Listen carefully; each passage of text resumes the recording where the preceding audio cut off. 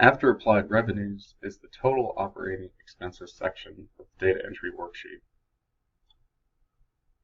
Within this section, there are 5 types of operational expenses that total operating expenses should be broken out between. Operating expenses, typically the main cost driver for an agency, includes things like fuel and driver labor cost. Maintenance should include all expenses related to preventative maintenance and special repairs.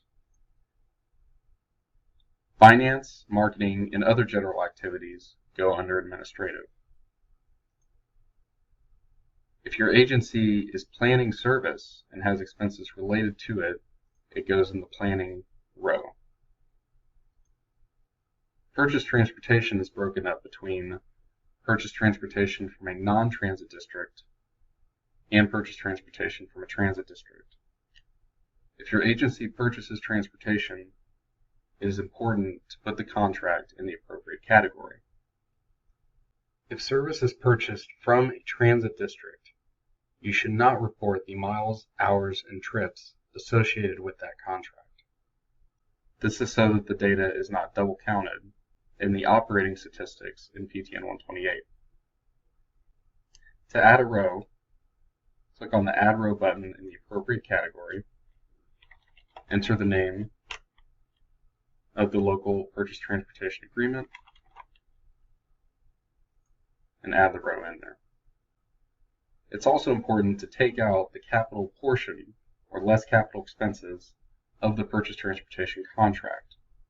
Please see the data reporting manual for the specific capital portion calculation that you should use compared to the total of the contract.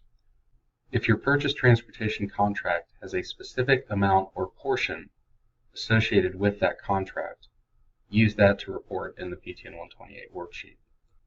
The amount should be entered in as a positive number, even though it will calculate as a negative number once the data is saved. This capital portion is then moved to the capital expenses section further below in the worksheet, so that your total expenses will balance your total applied revenues.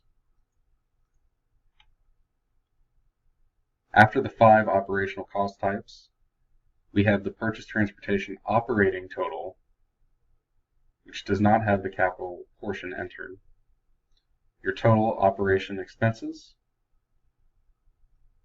and different operating cost measures.